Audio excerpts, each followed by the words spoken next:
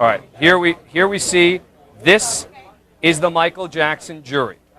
Ladies and gentlemen, this is the group of people you have been hearing about from reporters and analysts and pundits for months now. These are the people who everyone has been looking at to assess their each and every reaction, looking at their eyes, looking at their movements, looking at their interactions to get some sense of where they were going with this case. This is the Michael Jackson jury. There were 8 women and 4 men on the jury, in addition to the 8 alternates. The alternates did not deliberate this case. It was merely the 12 jurors who did it. Of the 12 who actually served on the jury, 7 have children. The oldest is a 79-year-old grandmother. The youngest is 20 years old. Most of them said they knew something about the case coming into this, although a couple of them said they knew nothing about it, including the jury foreperson. This will be the first time that anyone has heard from this jury as a whole. This coming only minutes after they announced that Michael Jackson is not guilty of all of the charges against him. So remember, 12 of these jurors deliberated the case. 8 of them heard all the evidence in the case, but did not deliberate their fate. And so when you listen to them, they're going to be referred to by their juror numbers, 1 through 12. And then, of course, there is the alternate as well. I presume that they will be referred to as alternate 1 through alternate 8. Let's listen. Let's just simply begin with asking you to tell us how you'd like to be identified so that we are able to ask questions of you specifically. And if we could, Sarah, let's start with you. How would you like to be identified? Name or number, whichever is convenient to you. 7. 8. Number 6. Seat number 10. 2. Seat number 3. Seat number 11. Okay. The acoustics in this room, I need to ask you to just speak up. You're actually great on microphone, but the folk in the back can't hear. Okay, in the second row, please. 148. But what juror seat number were you in the box? I was an alternate 1. Thank you. Alternate 1. 9. 9. I'm 5. 12. Number 1. 4. Alternate number 2. Alternate number 7. Alternate number 5. Alternate number 8. Alternate number 4. Alternate number 6. Alternate number 3. Good. Thank you all very much. We're going to begin the first question with the paper from one of the papers from Santa Barbara County. Identify yourself, and who would you like to ask? Hi, my name is Dawn Hobbs. I'm with the Santa Barbara News Press, and first I would like to thank you for agreeing to participate in this. What did you think about the accuser's testimony as well as about the obvious absence of the boy from the '93 investigation? And who are you asking that question of? Number 2. I would rather not comment on that right now. Maybe somebody else would like to answer that. Anyone at all?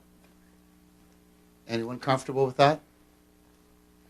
Let's move on, and maybe we'll come back as we move through. Let me turn then to the Associated Press. Hi, I'm Linda Deutsch of Associated Press. It's nice to be able to talk to you all after looking for so many months. I'm wondering if there were any disagreements in the jury room when you first went in, or did you quickly find that all of you were pretty much in agreement? Any one of you can answer, perhaps number 5. We've been looking at each other across the room. We've been smiling at each other, That's too. right. I think we all just looked at the evidence and pretty much agreed. Wouldn't you say so? Number 3? We came in with our personal beliefs, but we did look at the evidence. We all came in with our personal beliefs, and some of those did differ, but we spent a lot of time really seriously studying the evidence and looking at the testimony and the jury instructions, and obviously came to an agreement. Thank you. Thank you. Did you pay attention at all or see all the sort of media circus out here? And if so, how did you sort of separate yourselves from that? I'll answer some of that. Number Okay. 2. You're all jumping at that one. This is your chance to whack us. No, we came in around the back, and we came in through the back door. And when we were allowed to park our private cars here, we also parked around the back. I'm speaking for just a few of us, I think, but we never really went around Miller Street or the front over here. We just avoided everybody, including the media, by going around the back and trying to stay as private and quiet as possible. Anyone else want to add on the media? Have thought on the media? You all jumped at it. So. I felt it the first time that I really felt the presence and stuff, I think, was our second day out of jury deliberations when we all walked out to the van together, and seeing all those people on the right of us and on the left of us, it kind of hit you like, oh my God, where'd they all come from? And that, but we could hear, the media going back and forth and everything when we were outside and stuff, but otherwise it didn't really bother us that much at all. Anyone else? Please, sir. I think by the time we got to deliberation, we had all been so conditioned to the media that it didn't make any difference anymore. That was my personal feeling. Good, thank you. Yeah. What number, sir? Just one more time, your number? Number 1. Number 1, thank you. Turning across the aisle. CNN, juror number 1. I know you said in your statement that you meticulously all went through the evidence and that sort of thing, but what stands out in your mind as the most important thing that swayed you, that made you feel it was that you had to vote not guilty in this case? I can't really point to any one specific item right now. There were tons of evidence to consider, and to pick one item out is really difficult. And I would just say that we considered all of the evidence, and of course, since it's a criminal trial, it had to be beyond a reasonable doubt. And in looking at all of the evidence and not just one specific item, that's the conclusion we arrived at. And I think we really worked hard and were very careful in making that decision. Any testimony, though, that just stood out in your mind that kind of, in your own head, you thought, well, this isn't right. I just can't. As I sit here right now, I can't point to anything specific. Okay, across the aisle. Hi, Quentin Kushner from the Santa Maria Times. Just curious, what was your opinion of the attorneys' performances, both from the prosecution and the defense, as they tried this case? For anybody? I think they're all wonderful litigators, very well prepared on both sides. I think it was a sight to see, because I've never seen anything like this, and you've seen it on TV all the time, and now you actually see it up close and personal, and it's like, wow, For my first time doing jury duty, it's pretty interesting, to say the least. And we got to see their faces like you guys didn't. So when stuff was going on, we could see, their sighs or their yes and stuff like that, and we could see what they were thinking in their selves there. Anyone else have a feeling? Okay, let's move on to across the aisle. Hi, good afternoon. My name is Salvador Duran. I'm with Telemundo, Channel 52, Los Angeles. I would like to find out if the fact that Michael Jackson is an international superstar, what role did that play in your decision-making? And I would also like to ask Mr. Foreman if any of you speak Spanish, to also, after you answer my question, to briefly make a statement in Spanish for the large Spanish audience across the United States. Well, personally, I think we looked at all the evidence. We looked at Michael Jackson, and one of the first things we decided that we had to look at him as just like any other individual, not just as a celebrity. And once we got that established, that we could go beyond that, we were able to deal with it just as fairly as we could with anybody else. Do you speak Spanish, sir? I'd rather have her answer in Spanish. Brief, if you could just tell us just what your thoughts on the fact that Michael Jackson is a megastar known around the world. En español, por favor. ¿Qué piensa, señora? No creo que podría comunicar bien. No creo que podría hacerlo al momento. Pero ¿qué piensa en general del resultado final? El resultado en general, creo que tuvimos mucha consideración en los testimonios de las personas que vinieron aquí, y tomamos en consideración la evidencia y basado a eso hicimos nuestra conclusión. Muchísimas gracias. Thank you very much. And going across the way to the I wanted to direct this question mainly to the parents on the jury, somebody with children. And some of the more troubling evidence to many observers was about Mr. Jackson sleeping in bed with children. And I was wondering if you found that troubling or believable, and B, if you would approve if your own children would do such a thing. And were you asking that of, any parents on the jury? I see you nodding, ma'am. I could like to ask you. Well, as a parent, it's something that you are constantly, every moment of your day, you're protective over what happens to your children. And I guess I might be speaking maybe for myself and a few others, jurors, that, what mother in her right mind would allow that to happen, or just freely volunteer your child, to sleep with someone, and not just so much Michael Jackson, but any person for that matter. So that's something, that mothers, I think, are naturally concerned with. So did you feel that the mother in the case was at fault rather than Mr. Jackson? I'd like to comment on that, but I believe at this time I probably shouldn't. Okay, that would be the end for that. Let's move it along. Hi, thanks for all of you to come. My name is Steve Lentz from KFWB Radio.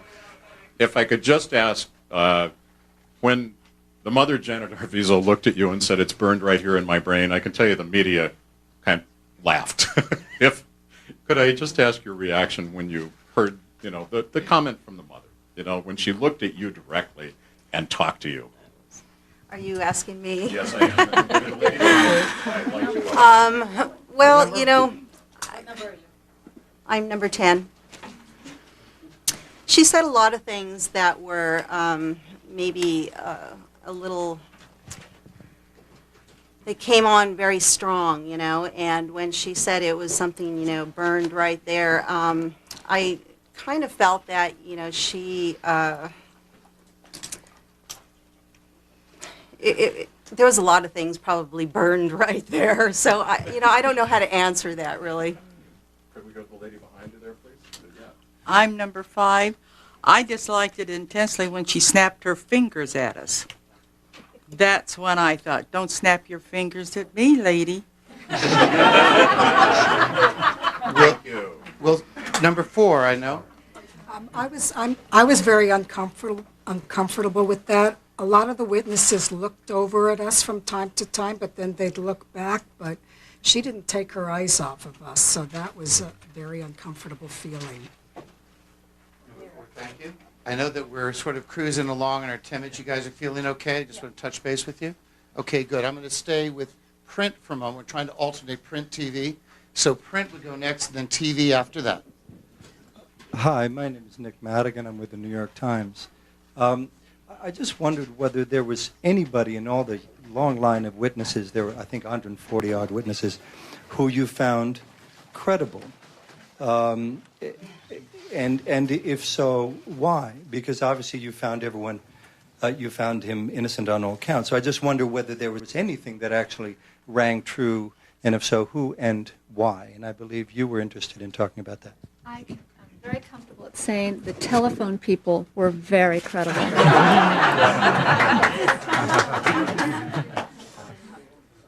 That's all. Well, is there anyone else who found anyone credible? There were a lot of witnesses. Wait, Jane. Hold on a second. Yeah. The lady in pink. I found Kiki, her testimony, to be credible. Fournier, housekeeper. Also, Jesus. Jesus Salas. His testimony. I think I saw some folk maybe on my right in the back. Did anyone add to that? I just want to be sure we respect your thoughts. Any adds? Just adding the last name, Jesus Salas, is another credible witness. So no one in the family, no Ajay Pryor. No boys. No previous victims, that's what we're calling them, but anybody at all? Alleged. If not, all right, thank you. And we move across to TV. Mitchell from Celebrity Justice, and thank you for coming out and speaking. We appreciate it, and having seen you this whole time. A question, and I think I would start with the juror number 5, the lady back there. A lot of people said the timeline was one of the biggest problems with this case, that the conspiracy had some problems, that the allegations of molestation began 19 days after the cover-up began. What are your thoughts on the timeline, how the prosecution presented that, and some of the things that happened in the interim of that timeline? I really don't want to comment on that right now. We discussed that, and maybe number 3 would like to take that one. Go for it, number 3. We spent a lot of time, and personally that was very confusing in the beginning, but I wrote to the point where I can hardly use my thumb. I'm very proud of everyone here. We took notes so well that we could develop the timeline on the boards and really analyze it. So it was a question. The timeline was a concern. Concern or problem? I think let's move across, so keep moving with it. Dan Whitcomb from Reuters News Service. For the foreman and anyone else who wants to answer, we heard a tremendous amount of testimony about the pornography found in Mr. Jackson's room, all the explicit material, alcohol, sleeping with boys supposedly. Jesus Salas, who several of you said was a good witness, testified to him being drunk 4 days out of the week. I'm wondering if any of you were disturbed by any of that, if that gave you pause, if that factored into deliberations, and how you feel about that at this point. Well, we went through a lot of fingerprints, latent prints, ridges, you name it. I think we heard it all, things we've never even thought about. But again, the fingerprints, I think, had a lot not to do with the case, because those are adult magazines. Anyone can own them. I think that's all I want to say about that right now. But anybody else? Did you find that testimony credible, or did you kind of reject it and say this hasn't been proven to me, or did you decide maybe it's proven but it doesn't prove the charge? That would be it right there. It doesn't prove the charge. Anyone else? All right, let me go to television then. Hi, Kimmy Culp with ABC News and Good Morning America. Juror number 5 and juror number 10, specifically, you guys certainly have spent a lot of time together over the past few months and experienced a very unique situation. Talk to me about the dynamic and whether you formed some lasting friendships on this jury. Oh, we certainly. Shall I go first? we certainly have formed lasting friendships, and really close. It's really a close-knit thing. You just can't imagine how lost we felt when the alternates left us. It's like part of us left, and we just felt. But I think we're all going to keep this up as friends. We want them here for support. Yes, because we just yes. needed them with us, and we did. Yeah, that's a good point, because I think coming from all different walks of life and all different types of employment, we're really a good support system for each other. We all had different views, of course, but sometimes we found that we had a lot of things in common and that we did think alike. But, of course, when it came to the fine details of things, fortunately, we did get to know each other in being tight quarters, that we were able to have discussions and not screaming matches. And we had a lot of good food. One thing out of this whole thing that I was telling them today, is that I made 19 new friends, over 6 months. And, I mean, I'm happy about that. I appreciate them all, What? That I made 19 new friends out of this. And I'm glad I got that out of this. I see one. Hold on. Let's come over to you over here. There's the camera. And go ahead, please. And the beauty of that was that we all set the intent to begin with, that we would get along no matter what we decided or what we saw, that we would discuss it and we would keep it cool. And we did. Let me go to a .com. Hi, Roger Friedman from FoxNews.com. Thank you for being here. We could probably keep you here for hours asking you questions, especially the reporters who've been in the courtroom the whole 3 months. We've been staring at you guys. Yeah, but I promise we wouldn't. I wanted to ask you, maybe alternate number 5, because I feel like I was looking at you a lot during the case.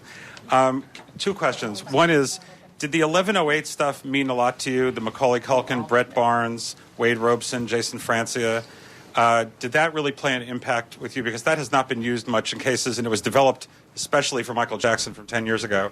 And the other question is, for all of you, you were told by Mesro that the Arvizos were con artists, liars, and thieves.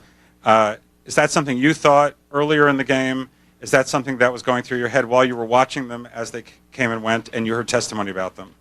I just want to say that, as alternates, we took it as serious as being jurors. We, at all times, even in the time waiting when we weren't there, we felt we were there. And everything that we saw was extremely important. Macaulay Culkin was as extremely important as every other piece of evidence that was shown. I can't say that any one piece was more extreme than another. It all was important. The whole situation was extremely sad, and there's not a person in this area that takes lightly what went on the last 4 months. I was asking about the 1108 because it was supposed to be about a preponderance of evidence. Step forward a little bit. Camera can't see you. Just step forward just a little bit. There you Come go. on. Because the 1108 was supposed to show that it was a preponderance of evidence that would lead up to a conclusion. I'm still going to tell you that not any one piece stood out than any. We considered everything, and I know that every person here sitting here can tell you the exact same thing. They considered every piece as extremely important. We think it was an important piece, but it was only a piece, and the judge instructed us on that in the very beginning. Anyone else want to add to that? I know I'm getting a little bit of a time cube. I've got to take 1 or 2 more as we wrap up, or as long as you can hang on. Anyone else want to add? Let's go to print. And we have short, quick questions now before we lose the jury. I'm Tina Sussman from Newsday newspaper in New York. I had a question. I believe it's for juror number 8. Yeah, you were crying very openly while the verdicts were being read. You looked extremely emotional. I'm just wondering if you could explain what was going through your mind. What made you sob so openly? You looked heartbroken, actually. Well, it's very emotional, and I wasn't the only one crying. Okay, even though it might be because I'm sitting up front. All right, I had to pass it around. But after deliberating for as long as we did, and emotions everybody goes through, and just everything, it just realize that it's done and it's over, and that we all can now go on with our lives as much as possible normally as that will be. But yeah, it was very emotional. There's like a no-win situation, for the Arvizo family or for Michael Jackson. Everything that both families had gone through. But we had to do what we were instructed to do, and that's what we did. Anyone else want to add to that? All right, let's go one last TV question. Hi, I'm Sarah Claggett. I work at the Today Show and with Dateline NBC. We all left here on Friday at 2:30, wondering how long we were going to be here. What changed the 4 hours this morning in your deliberations to come up with a verdict? Number 1. I actually didn't believe we'd be finished today. I don't think anybody did. I think having the weekend to do some thinking about it helps. You come in with a clearer mind, maybe, of where you're going and what you have to do. But to think that we would have been finished today, that hadn't entered my mind this morning. There was still a lot of ground to cover, but I think once we understood all the evidence and we talked it out, that it was clear what we had to do. Did the rest of you think we'd be here longer? I did. Yeah, I was surprised. I wasn't expecting to be out today, so I thought it would be perhaps sometime this week, but I didn't think it would be today. I'm getting some signals that no, we're doing questions individually. We're not going to do screening.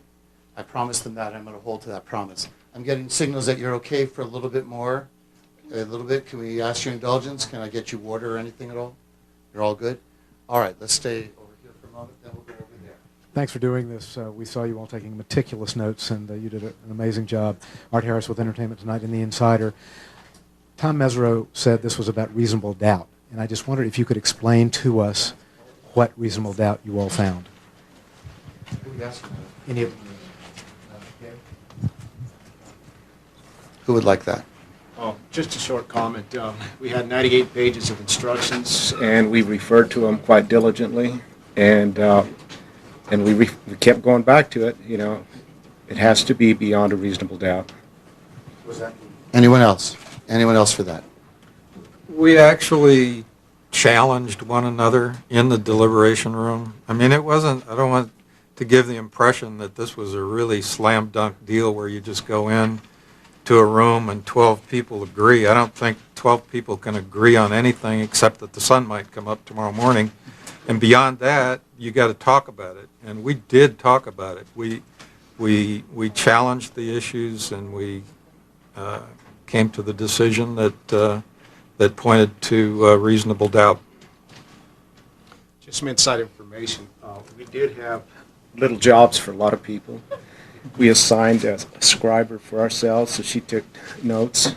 We had a timekeeper over here, so he'd keep us on track. What else am I missing? We had a reader. We had a reader over here. He became our reader. So anytime we wanted to go back to the instructions, the 98 pages, he practically had to memorize. He'd say, "Oh, I know where that is," so he'd go to that page. Believe it or not, we raised our hands to speak. We had a bell if we got out of turn, and that happened. We had a timer once. I didn't go through the timeline lady right here, so. And closet of evidence. I think the closet of evidence really said it all. Every time that we came up to a stopping point, we all had to remind ourselves that we have a closet full of evidence that really made us always come back to the same thing. It was just not enough, you know. And we did look at the gate logs and the telephone logs again. And we put them back where they belong. Lorna? In order. Yes, Lorna, we put There are lots of people with lots of questions. Let's go to the other side, and we'll just ping back and forth. Go ahead. Yeah, hi, Shayla Bezer with Fox News Channel. Thank you all for coming out to talk to us. Did you, while reviewing the evidence, did you and do you now believe that the family, the accuser's family, were thieves and scam artists that were trying to frame Michael Jackson? Who would like to take that? Anybody? We'll start with number two.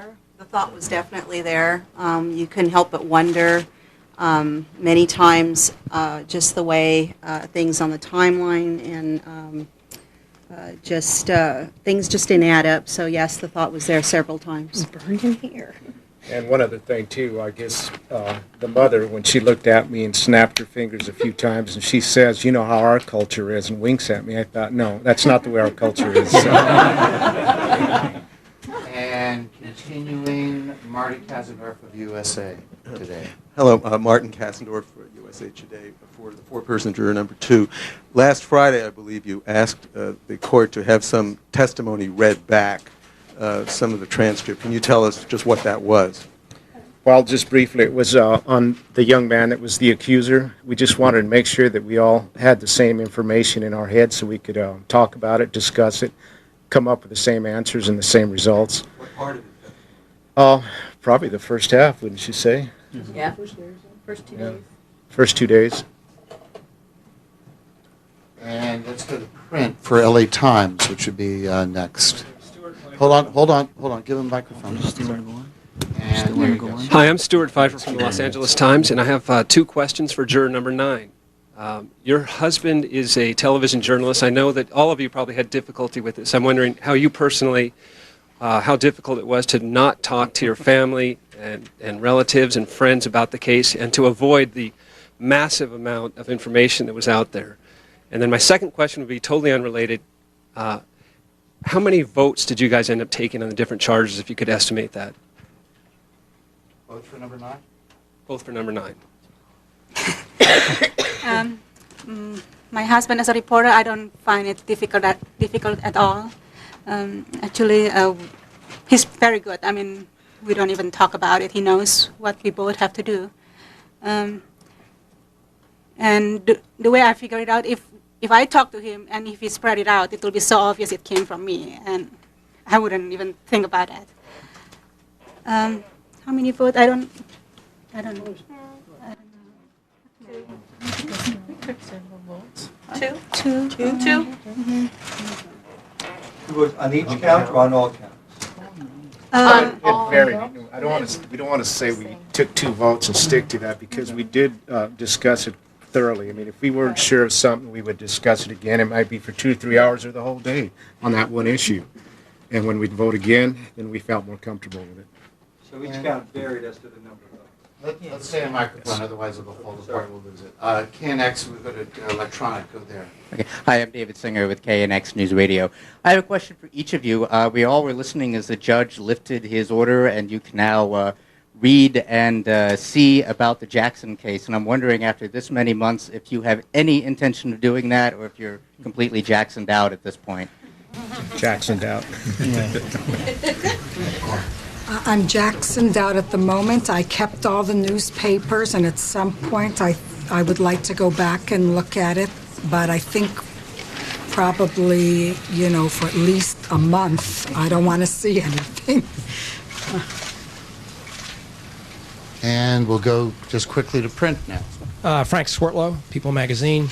Janet Arvizo, do you think that she set up this whole sort of scam, conspiracy, whatever, that her kids were lying and she was lying? And lastly, what did you think of Michael Jackson's demeanor? That would be the foreman, number 2, please.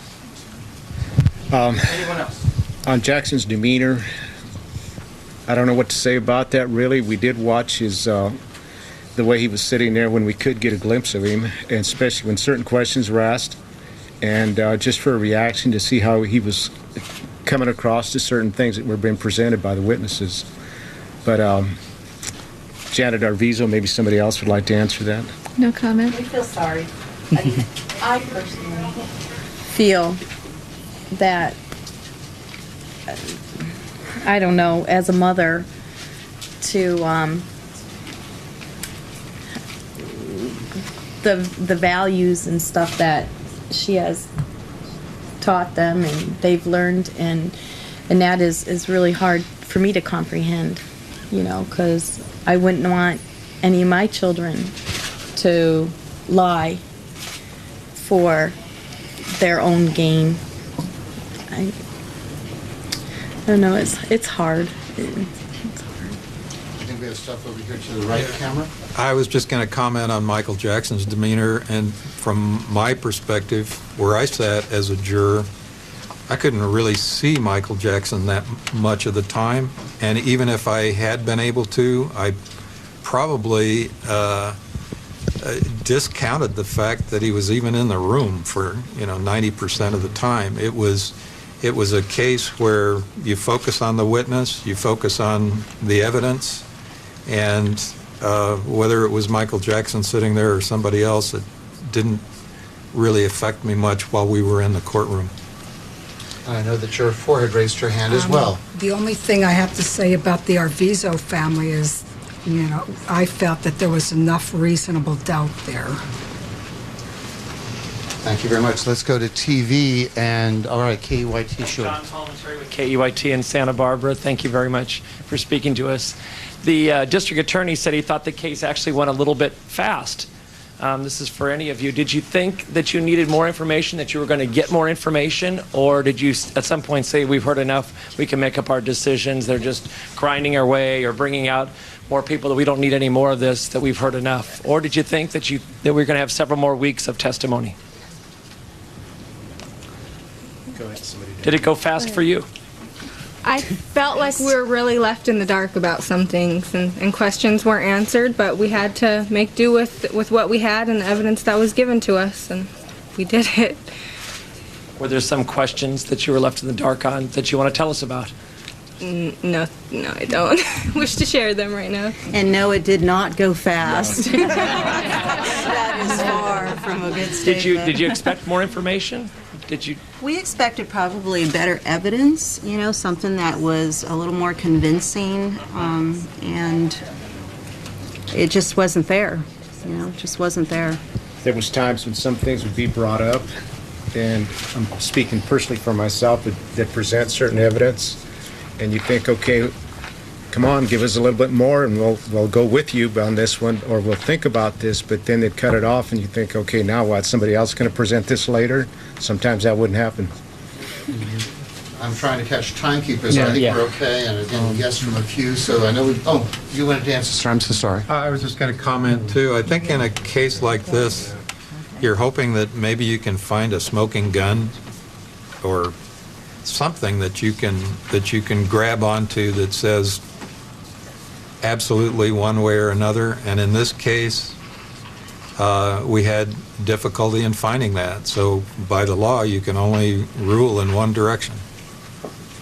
I'm going to stay on this side for a print and a TV, then we'll bounce over to the other. We just did electronics, so we'll go to print. Hello, it's Emily Smith from The Sun. Thanks for agreeing to speak to us. Can I ask any member of the jury how you viewed the Martin Bashir documentary, Living with Michael Jackson, as a piece of evidence? Well, we were specifically instructed on how to take that, and that's what we followed. Can you give any more amplification to that last answer, perhaps? There were just certain passages that we were to take, not for the truth of the matter, and that's what we did. We realized that it stirred things up, and we were actually trying to grasp, you know, the reality of, you know, what it had done to everybody's lives, and I guess we were trying to put it in perspective, but, you know, us being just ordinary people, I guess we just couldn't really quite figure it out, but sure, it made a big impact, you know, and so I think that was part of our process, was to try and figure out, too, how this affected, you know, everybody's lives when the pot started to get stirred. Thank you. Oh, we have a question in the back. Yeah, I think we were required to look at some very specific counts in this case, some specific charges. And one of those charges wasn't that Michael Jackson was guilty of sleeping with boys or that he was guilty of having adult material in his home. Those weren't the charges in the case. They were all evidence that could point one direction or the other. But when it came right down to it, we were required to make our decision as to reasonable doubt based on the 10 counts. And I think we did a good job on doing that. Okay, let's go to electronic count. Hi, I'm Robin Singer with CBS Network News, The Early Show in 48 Hours. And I know we all keep saying thank you, but it's because we really appreciate your time and coming here before us. My question is, I hate to throw it out to everyone, but I really am curious, did your image of Michael Jackson change as now you've come away from this experience? And who are you asking that of? Okay, no one's jumping. Sir? Not really. I just looked at him the same as I did prior to the case. And I was just, okay, it's just someone else. Okay, he's a superstar, but he's someone else, just like anyone else who deserves a fair trial. Yeah. I think during this trial, it's made me realize that even though he is a superstar, he's a human. And watching him throughout this trial, he, to me, is just a normal person. I mean, with everything. It's not like he's way up here and everybody else is down there. It's not like that. He'd be some person that you could walk up on the street. I could say, hey, what's up? You know, I mean, it made him real in my eyes. And I think we are moving more to the right. Yeah, I have to admit that I had some very strong personal feelings in this case, and I still have some strong personal feelings. But we're not looking at a decision based on personal feelings about Michael Jackson or anybody else. We're basing our verdict and everything else on the 10 counts that we were asked to look at. Anything beyond that is just personal feelings, and we all have personal feelings. I have my own. Have I left feeling any differently about Michael Jackson? I'm not sure I feel any differently than I did before, but I do have, some views that don't have anything to do with the charges that were made in this case. I'm getting the time cue, so let's take one last question because I've gotten the cue from the jurors that I promised to respect. That it's on that side over there. Go. Andrew Goldberg from the Smoking Gun website. In the 6 days that you deliberated, the conspiracy charge, was that one of the first things that you took up, and how long did it take to work through the conspiracy and dismiss it?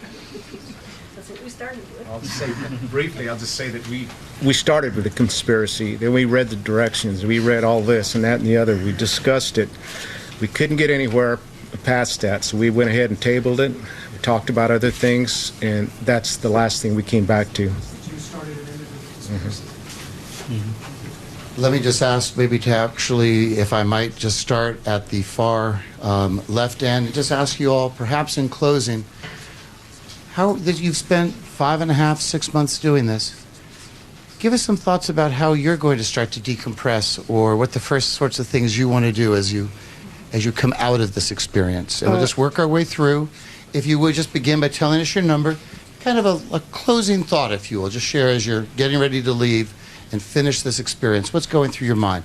Just start here. I'm number 7, and sleep is a big thing. I've lost a lot of sleep over this, and I think all of us have.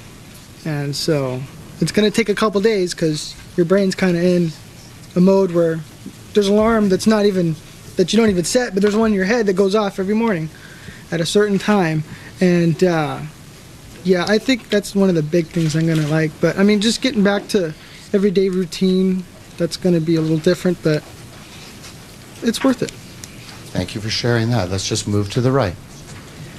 I'm number 8.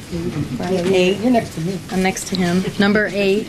I'm going to take it easy for a while. I'm moving out of the state. This has been planned before, okay? We sold our house last November, all right? Moving out of the state, I plan on spending some quality time with my children and my husband, and talking to my friends that I've totally missed, talking to them, and that, and be able to just hang in there. Thank you, too. And number, and same question, how you're going to decompress. I'm number 6. I think we all really secluded ourselves away from everything throughout the 4, 5, 6 months, however long it's been, and I would like to get away right now and continue doing that. And moving along, perhaps also as parents, how you're going to look at what are you going to take from this? Number 10, sleep definitely. I think I've been sleeping half as much as I'd like to sleep.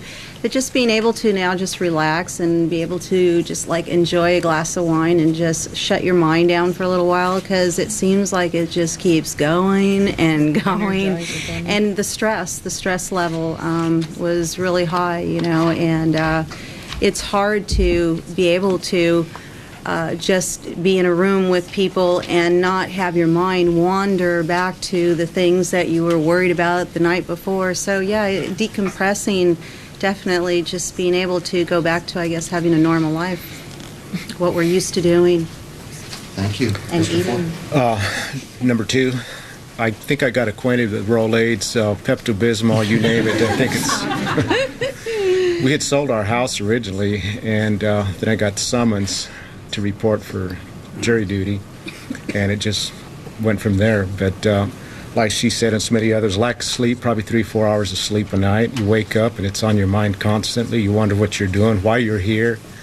How did I get myself caught up in this whole thing? And it hasn't been easy. My wife says I don't smile anymore, so maybe that'll come back. But I hope so. Chair number 3, I'm just so happy and thrilled to be a part of 12 and or 20 people that were really open-minded and willing to look at all the evidence.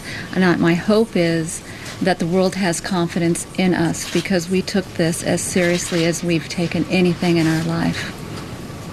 Thank you for sharing that too. Mr. Timekeeper. As for me, juror number 11.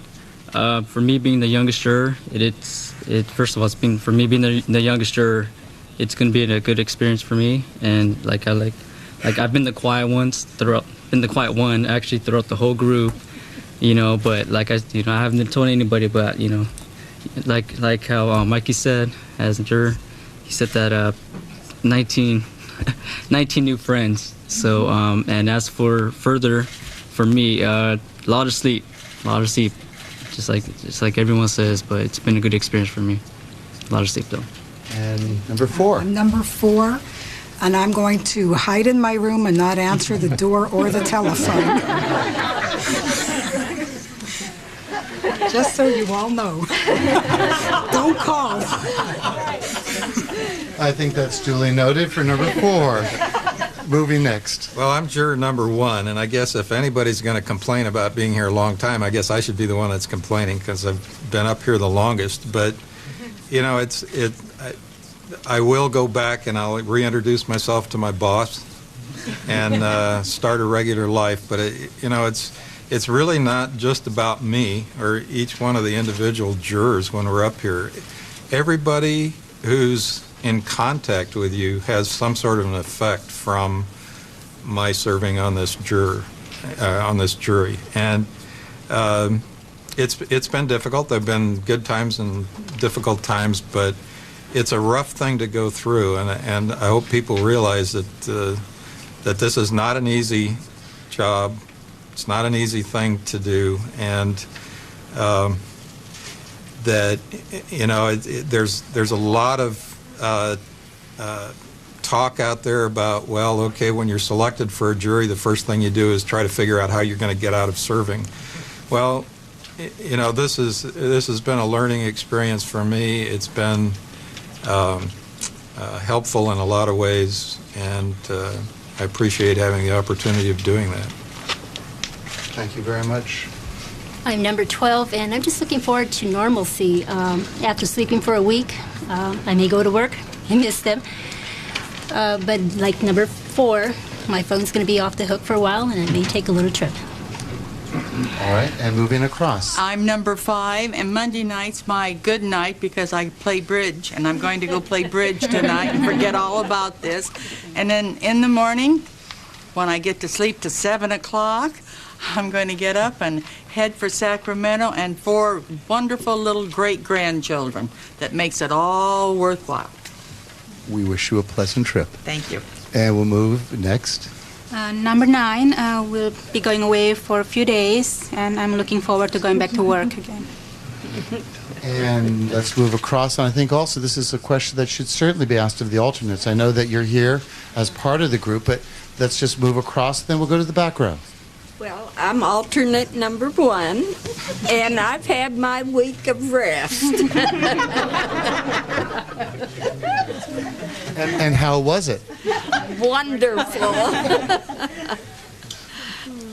Anything else that you might take away or want to say to your fellow jurors or about the experience of being on this jury? Met some wonderful, wonderful people.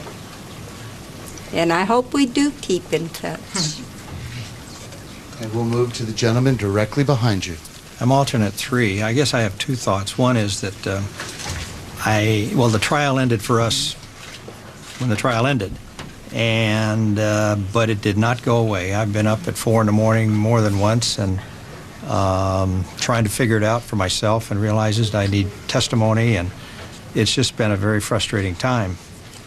But I also think that I learned that I think everybody here is going to have a much more difficult time getting this 4 months out of their system than they think. It's going to take a while. Could you amplify a little bit on that, of your experience of getting it out of your system? Obviously a work in progress. It's been a very intense 4 months. A lot of charges and countercharges, lies. It's very important to both parties, so it's not something that was easy to decide and work with. And then because it is a high profile, and so many people are concerned with what the jurors think. That I just think it's going to take a long time to get this out of our system. Thank you. I know that it's important that we let each one of you speak. That was one of the things I promised if you wished it. So the next alternate. I'm alternate number 6, and even though I haven't been here physically, mentally, I've been here, guys. I have been walking with the phone. It has not left my person. I'm so glad this is over with. I don't envy the position that they were put in. At one point, I didn't feel comfortable with going through the whole process and not having a voice. And then I realized at closing arguments, it was probably a good thing I didn't have a voice, because it's not that easy. And the best thing about all this, I can finally talk about it. I am so tired of my friends, and my husband in particular, trying to get something out of me, just something. And now I can actually talk, and I love to talk, so this will be nice. So that I'll get, because when it's in your head like this for 4 or 5 months, it does. It takes over your dreams. It takes over everything. It's not normal. So it'll be nice to get it out of my head. So. I have a feeling there are lots of people who would be interested in hearing you speak. Oh, no. The next gentleman will just finish off. Alternate number 4. When I first came in here, I was retired, working a couple nights a week, and had a lot of deep thoughts. I didn't agree with everything that was said or went on in the court, but I was convinced about halfway through this thing that it was going to take some good minds to decide on it. I think we have some really good minds here. And the decisions they made, I agree with wholeheartedly. That's about it. Thank you, sir. And alternate number 5. Nice. Alternate number 5. I just want, when we left, and people were already approaching us wanting to know what we thought or what was going to be the answer, and all I could say is I am so proud to live here, because in leaving here on Friday, I knew whatever the answer was, it was going to be the right decision. That these people here are all good people. Thank you. And I'm just going to ask you to step a little, so that's perfect. Nope. And if you'll move this way, and we're good to go. Thank you so much. I'm alternate number 7, and what I'm going to do after this trial is go back to school and work again. That's it. And it looks like we have closing. Yeah, we do. Oh, great. I'm alternate number 2. It's been a very good experience for me. I made good friends. I'm sure it was very tough for them to make a decision either way. So I hope you guys respect their feelings. I'm sure they're not going to be over it for a while, so, they had it harder than we did because they had to make that decision. And I also like to say that Bailiff Leslie and Bailiff Freddie and Daryl Parker made it an experience, that was tolerable. So. Is there any? I see a couple of last. I would never want to cut you off. So why don't we begin with you, because the camera's on you. I'd like to say something about Judge Melville. He was fantastic. From the very beginning, when they were questioning me, particularly during the picking phase, it was very uncomfortable at first, and then I'd look over at the judge and he'd just go ahead, and he made me feel at ease, and I felt he was in control the whole time. When anything would be going on, I'd just look right over at him, and he made me feel very comfortable, and he explained things to me, to all of us. I think that was just so easy to understand, and that he just made me feel very at ease. I know number 2 wanted to speak, but I know that you also will speak, so we'll just pan to the left. I wanted to say that this is my first time on jury duty, and I hope it's my last time. So this would be a good excuse for me to not have to go through it again. Okay, and I know that number 2, you had raised your I just wanted to, juror back here, my best buddy here, actually, him and I rode together a lot, but he said it for me to thank the 2 bailiffs. They really, really looked after us like a little mother hands and stuff, and they make sure we were happy. Daryl did a wonderful job as far as feeding us, making sure we could loosen our belt buckles up a little bit. And one last thing on Judge Melville, too. There's humor in everything, and I think as serious as this trial was, he made a couple of comments. It was, to me, it was funny when there was some very dry testimony, and there was also some very exciting testimony, but when the comedians were here and he made that comment, he says, "I want the comedians back." That to me thought, this guy's a wonderful man. Or her outburst that one time. We were laughing so hard when he tripped. Sorry about that, but that was pretty funny. You all promised us 10 minutes. You stayed an hour. On behalf of the press corps, may I say thank you very much for being as gracious and as articulate, and thank you again for speaking with us this afternoon.